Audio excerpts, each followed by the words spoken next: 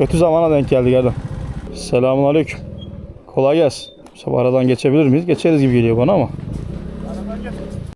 Yok ya. Allah Allah. Vay be.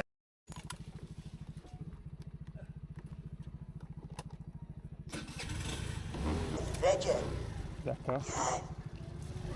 gel evladım. Bismillahirrahmanirrahim dedem.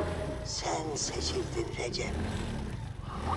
Neden dede? Neden beni seçtin? Neden ben? Sen tam bir hayvansın.